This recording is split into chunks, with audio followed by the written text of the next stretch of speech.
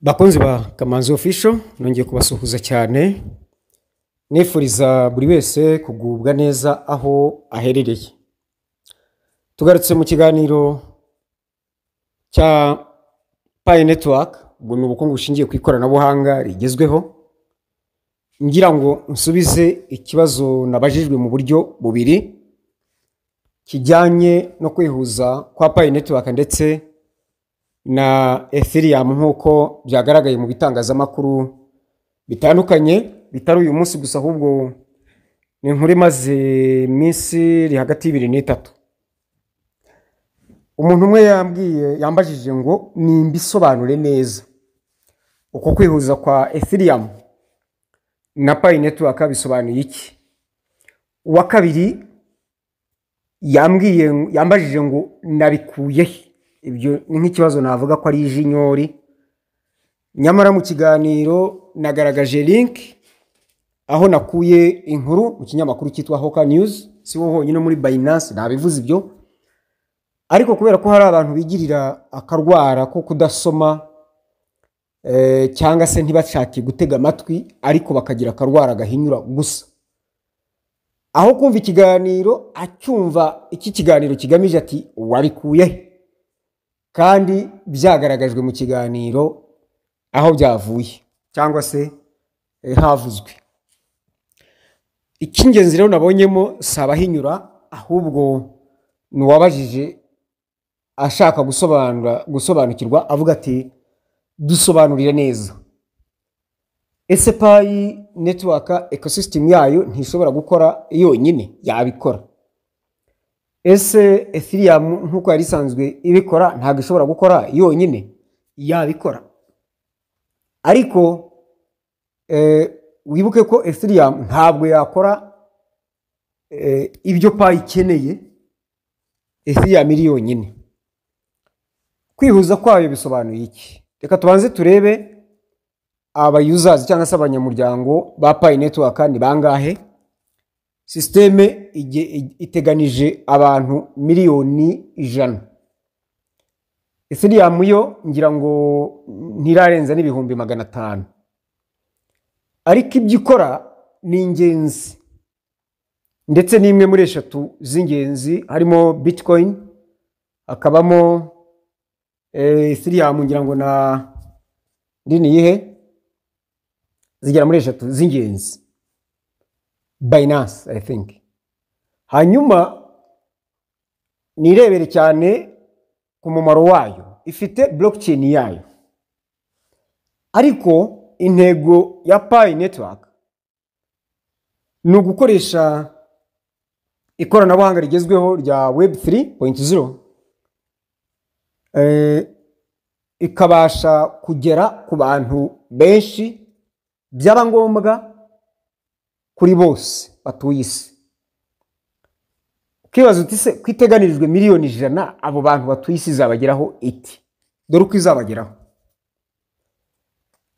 Urugero rufatika ni urunguru rwa Ethereum. Niba Pi ihuje imikoranire na Ethereum, ni ukuvuga ngo Ethereum ishobora gutanga service za exchange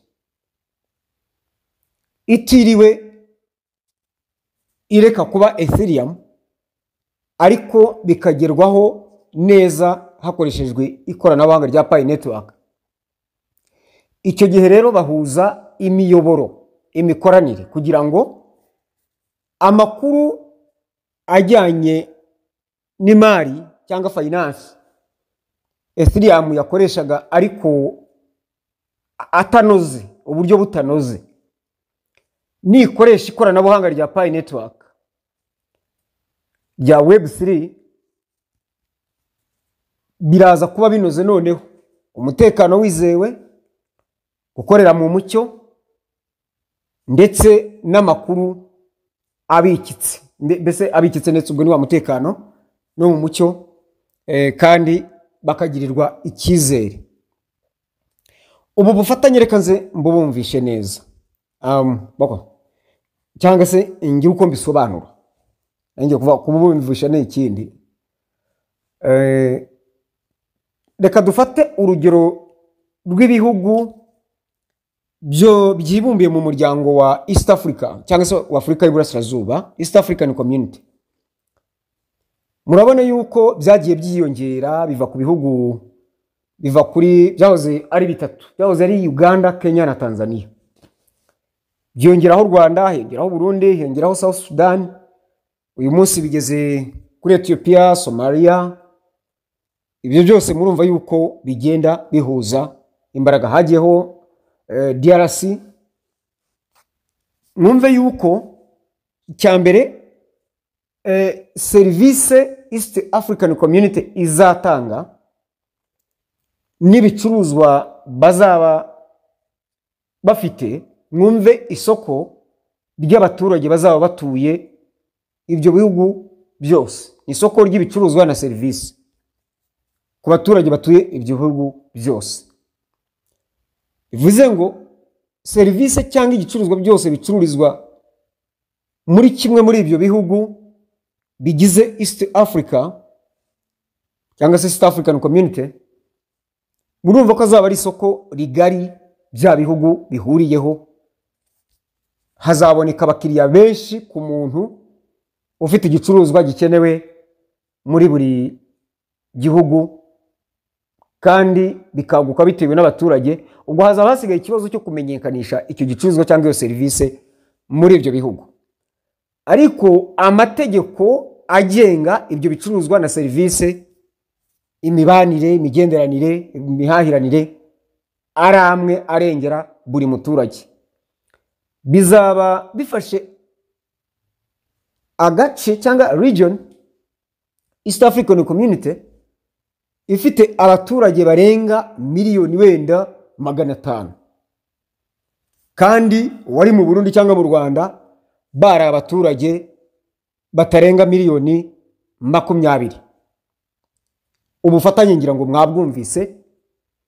Pi network rero kugenda izana izi exchanges zigakorera muri Pi network ni uguhesha amahirwe abakiriya baziriya platforms, bona nubwo baba badafite amahirwe yo kuregisteringa muri Pi network, nubwo Pi network yaba ifite umubare ntarengwa w'abamayininze Pi nyakuri.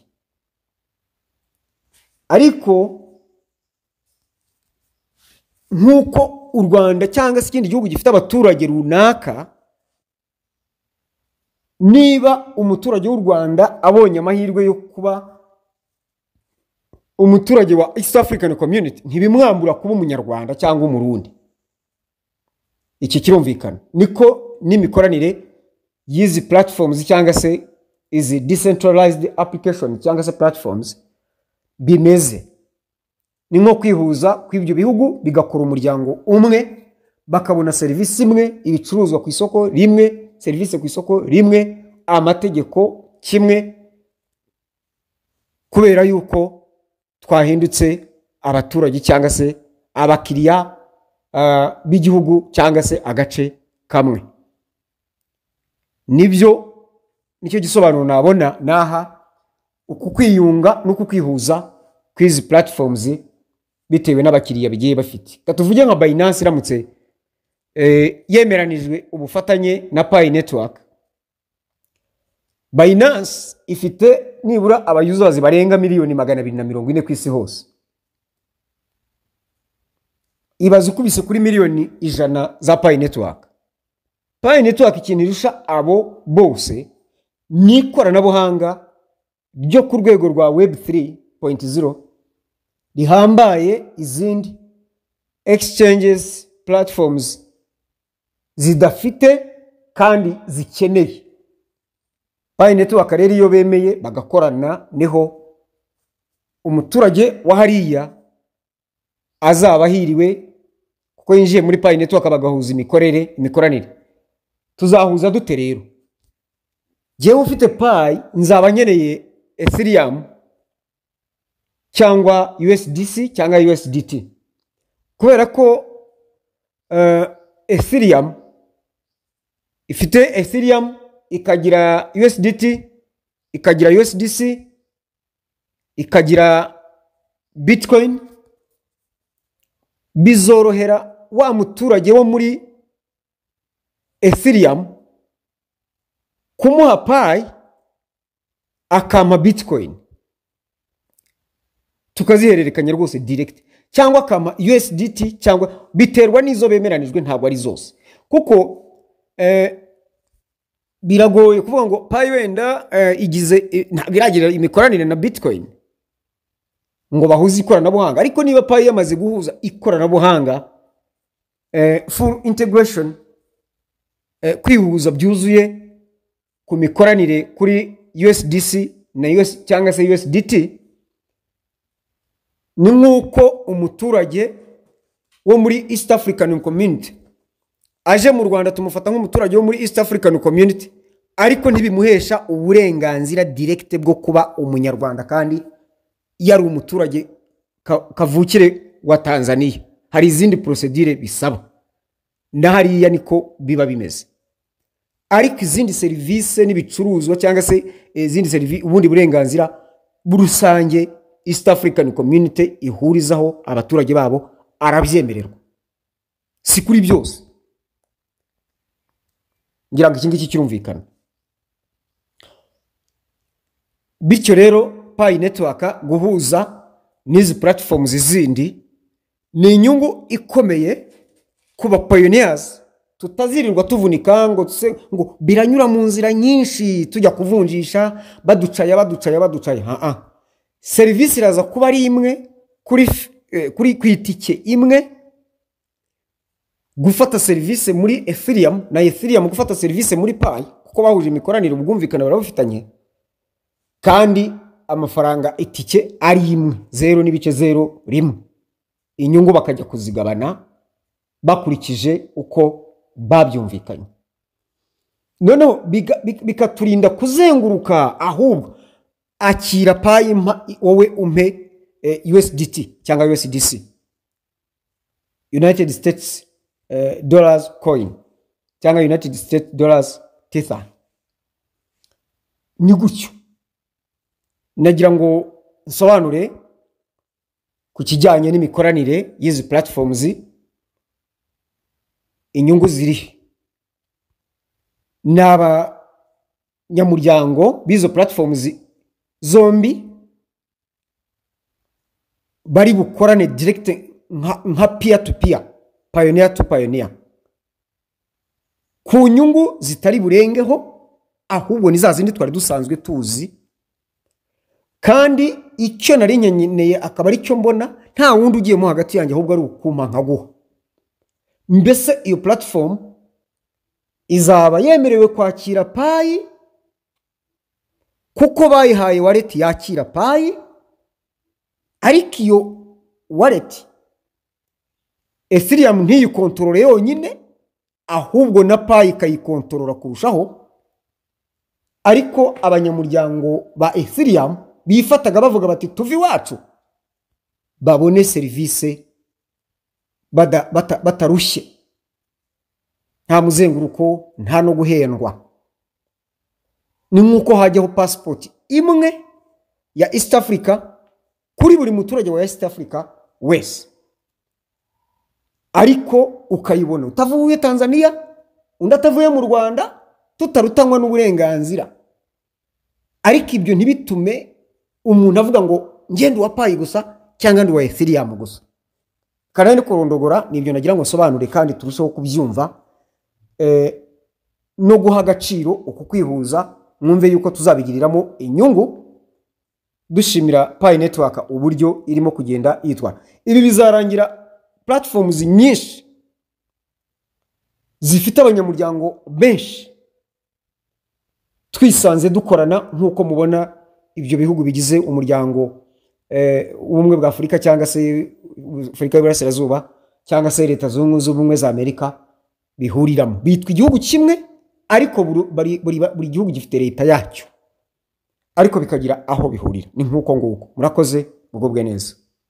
Batarakora subscribe, niyo nkunga tubasaba muyikore, kandi mujye muhererekanya ibiganiro. Hanyuma mujye mukandara muri description cyangwa se muri titre ku mutwe w'inkuru, kandemo urabona link hasi ya groupe WhatsApp channel duhuriraho dusharingaho byinshi tutashobora kugaragaza hano mu nkuru bishobora kubafasha nk'inkomoko y'amakuru tuba twabahaye nkuko twabikoze kare n'ibindi. Murakoze.